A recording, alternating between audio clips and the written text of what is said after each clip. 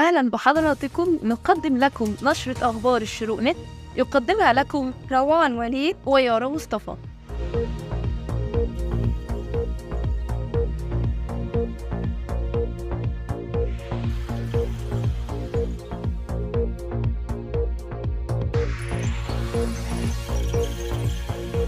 وزيرة الاستخبارات الإسرائيلية غيلا غملائيل تدعو المجتمع الدولي لتشجيع إعادة التوطين الطوعي للفلسطينيين خارج قطاع غزة. بشكل رسمي، مصر تصاعد رفضها لمخططات تهجير الفلسطينيين، والرئيس السيسي يحذر من مخاطر الفكرة.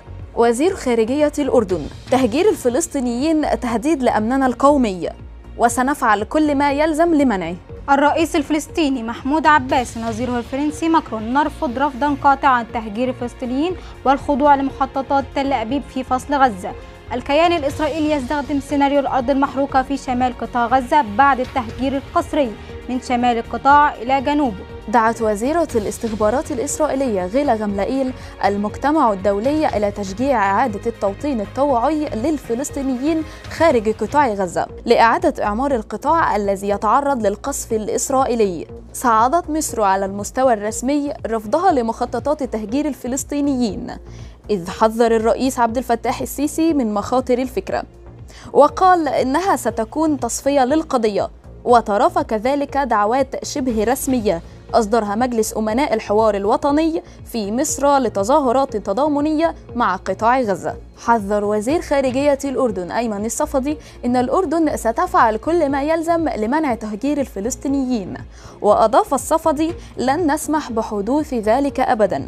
فبالإضافة إلى كونه جريمة حرب، فإنه سيشكل تهديداً مباشرة لأمننا القومي.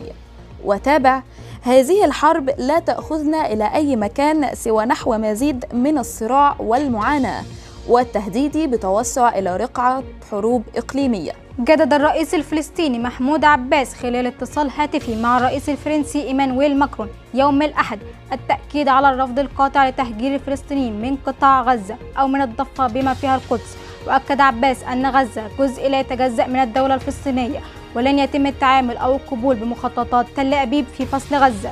استخدمت إسرائيل سيناريو الأرض المحروقة لتمرير مخطط التهجير القسري، حيث أجبرت الفلسطينيين بترك شمال غزة والنزوح إلى جنوبها، وأرسلت قواتها لاستهدافهم أثناء الرحلة، وتعمدت تدمير منازلهم بالشمال لضمان عدم العودة مجددا.